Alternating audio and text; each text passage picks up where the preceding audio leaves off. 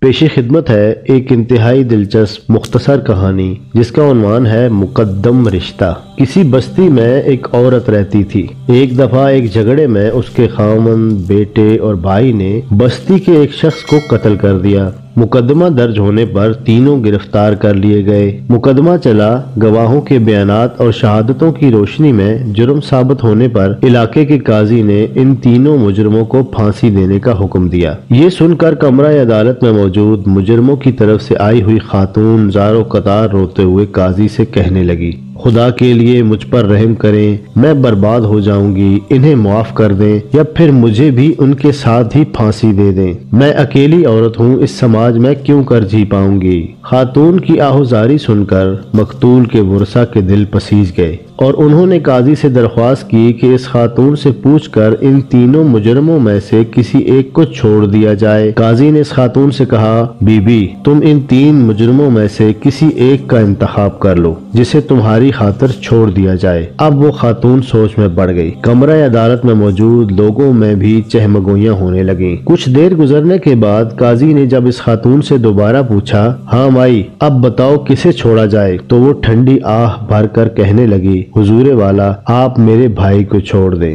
اس کا یہ جواب سن کر کمرہ عدالت میں موجود تمام لوگ حیران رہ گئے۔ قاضی سے بھی نہ رہا گیا اور اس نے پھر پوچھا، مائی، ایک بار پھر سوچ لو، تم اپنے خاوند یا جوان سال بیٹے کی بجائے آخر اپنے بھائی کو ہی چھڑوانے پر کیوں مصر ہو؟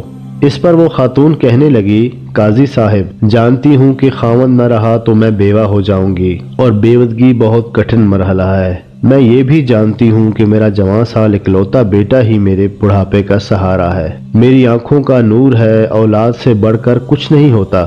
مگر آپ خود سوچیں کہ اگر میرا اکلوتا بھائی پھانسی چڑھ گیا تو پھر میرے پاس کیا بچے گا؟ کیونکہ کہتے ہیں کہ نہ ماں باپ واپس آئیں گے اور نہ بہن بھائی پیدا ہوں گے۔ خاوند بھی مل سکتا ہے، اولاد بھی اللہ کے فضل سے ہو سکتی ہے، مگر بھائی کہاں سے لاؤں گی؟ اسی لیے میں نے بھائی کی خلاصی چاہی۔